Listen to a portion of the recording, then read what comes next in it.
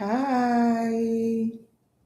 Hello, hello, hello. Anyone there? Welcome, welcome, welcome to my space. If you're live, if you're joining me, let me know where you're joining me from. Please say hi in the chats and let me know where you're joining me from. Hello, hello, hello, hello, hello, everyone. Welcome to my space. Let me know where you're joining me from. Okay, okay, okay, okay, okay. Anybody online? Anybody joining? Today's conversation is something very, very important, and I'd like to have some people join me. Okay, so let me go straight to my introduction. My name is Evelyn Olatubosun, and I work with individuals, youth professionals, and leaders. Now, what do? I help them build confidence, soft skills, and structure such that your gifts can begin to produce results. It is not enough to be gifted. When you're gifted and you don't have any result to show for being gifted, it's as good as not being gifted. So today we're going to be looking at what it takes to be gifted. What exactly do you require to be gifted and your gifts begin to bring about results? So these and many more is what we're going to be looking at today. So if you're there, can you say hello in the chats? Let me know you're there. Okay.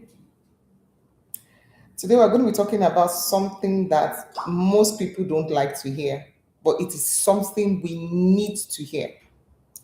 Somebody once said, and I quote, he said, "A man who is gifted but lacks discipline will always be behind the man who is not very gifted but has discipline." I'll take that again. A man who is gifted but lacks discipline will always be behind the man who is not very gifted but has discipline. Now, let me also state this clearly. Now, gifted people don't fail because they lack talent, not at all. They fail because they lack discipline. Are you gifted? Do you have a special ability? Do you have a special giftings that even people commend you about? Even yourself, you know that this is a major strength for you. Perhaps you can sing, you can speak, you can write, you can code, you are a fantastic tech person, you have the ability to teach, you can lead. But without discipline, your gift becomes a frustration, not a blessing. And the truth is, your gift is supposed to make you a blessing. Your gift is supposed to make you stand out. Your gift is supposed to make you distinguished. But the truth is, without discipline, a person can be gifted but have nothing to show. So, discipline is what turns potential into performance. You see, once there was a time Miles Monroe, the late Miles Monroe, one of my mentors said there was a time he asked God where the richest spot on earth is, and he was expecting to hear perhaps maybe it's the rich store deposits in the Bahamas, the gold mines of South Africa, and so on, the oil in Nigeria, and so on.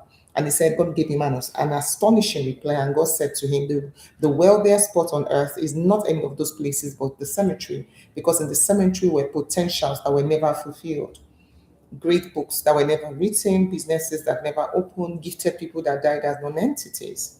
Why? Because they did not maximize their potential. Now, one major question you want to ask is why is it that gifted people do not maximize? When I say maximize, I'm talking about they do not see the results of their being gifted. There was a time in my life, people would always say, "Ah, Evelyn, you're so intelligent, you're so this, you're so that." I'm like, "Oh yeah, I'm all of this, yes." But the truth is, I have nothing to show. Perhaps you're in that same, situation. One thing you need to check is your level of discipline. Now, let me describe someone. Tell me if this is you. You get excited easily, but don't finish things. I call it the finishing speech. You get really excited to begin things. You are full of ideas. You start things, really strong. You start strong. But at the end of the day, you don't finish what you started. Could that be you? You wait for motivation before you act. until perhaps you attend a meeting where somebody says something that spurs you on, or you just see a short clip and you just get fired up before you can start something. Are you that kind of person? Or you start strong but disappear halfway. You have lots and lots of piles of unfinished projects and unfinished businesses. Are you that kind of person? You know what to do, but don't do it consistently. You can do it 2 days and you're gone for 7 days, and the next time you're resuming, just like I've been away from YouTube for a very long time. Are you that kind of person? If that's you, please know this. Very, very, very, very key. You are not lazy. I can tell you that categorically. You are not lazy. The ability to birth an idea, to birth a vision, is not because you are lazy. What you simply lack is structure and the discipline to abide by that structure and to walk with that structure. Now, let me give you some practical steps that can help you. Let me give you three simple, powerful shifts you can that can help you. Now, one, reduce your goals. Reduce your goals. Somebody once said some time ago that the easiest way to achieve many things the easiest way to achieve many things is to focus on one thing per time. Focus on one thing per time. So reduce your goals. Are you a person that has this goal, this goal, this goal? It's good to have, different things you want to achieve, but you must also set timelines to these things. Or else at the end of the day, you're just all crowded and you get to a point you're confused while you are dispensing your energies into different channels. And at the end of the day, the strength of the energy release becomes weakened because that complete a whole energy you would have expended into one thing to give you amazing results, because you have shared it, so to speak, at the end of the day. So stop trying to change your whole life in 1 month. Stop it. Choose one skill, one habit, one focus. Can you type it in the chat box? One skill, one habit, one focus.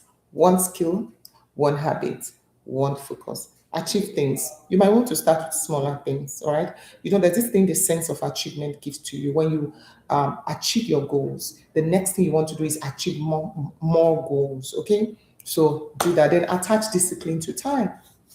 Point number two, attach discipline to time. Talent is emotional, but discipline is scheduled. Talent is emotional, but discipline is scheduled. All right. Add to your talent discipline by scheduling things. Is that all right? Have a structure. If it's not clear on your calendar, it's not real. If you have not set a time to it in your calendar, it is not real. So do well to ensure that you schedule your talents, schedule your goals and the things you want to achieve. Thirdly, do it even when it is boring. You see, many times when we set goals, we want to achieve the easier things first, we want to achieve the entertaining things first. But the truth about it is, if you have to have results, it doesn't have to be something interesting. All right. The goal is do it even when it's boring. Do it even when you don't feel motivated. Just get it done. Get it done. Type it in the chat box. I'm getting things done. So growth is not glamorous. That's the truth. We celebrate glamour, we celebrate success, we celebrate people doing well, but trust me, you don't want to know the process. You don't know what the process is filled with tears, the process is filled with pain. I always tell people there are two kinds of pain in life, the pain of regret or the pain of growth. You choose. You can't avoid either of this pain. You either choose the pain of growth or the pain of regrets. But I'll advise you to choose the pain of growth. Okay. Then finally, there's something I want to let you know today, depending on where you're watching me from. I've learned in my own journey that God gives gifts freely, but stewardship is our responsibility. Somebody once said, what God has given you in terms of your potential, your talents, is His gift to you, but what you do with it is your gift back to Him and to humanity. You don't want to go back to the grave with all of those little potentials loaded in you. Serve the world with the gift of your uniqueness. Give the world the benefit, the opportunity to experience you, your uniqueness, your giftings, your service. And the truth is, that is what makes you significant. Your significance is tied to your uniqueness, to serving the world, right? With your giftings. Okay? So your gift will not speak for you if you don't speak for it. So make sure you do the work, do the work, do the work. Your potential will not rise for you. You must rise to meet it. You must arise. You are gifted, no doubt. But this is the time to add structure to that gift. Start small. focus on one thing per time. And don't forget, if it is not in your calendar, it is not a reality and it cannot be done. Yes. So if this message spoke to you, like this video, share it with one person who needs this truth. Subscribe if you want more conversations on confidence, soft skills, purpose, and growth. And drop this in the chat.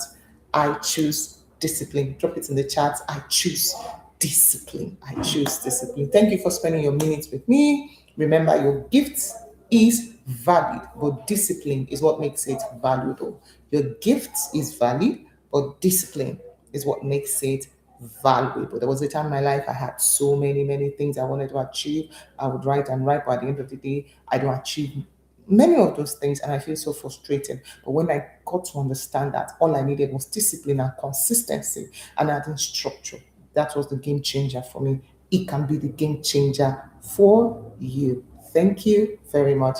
See you.